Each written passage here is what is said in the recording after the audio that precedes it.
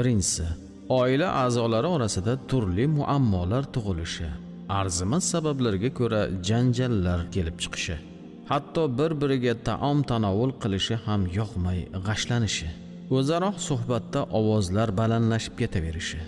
Ikkinchi, uyda doimiy qayg'u va tushkunlik holati hukmron bo'ladi va oila a'zolari nima bo'lishidan qat'iy nazar o'zlarini baxtli his qilmaydilar.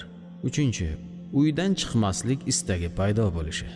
To'rtinchi, xavotirlar va qayg'uli xabarlar davomiy kelib turadi.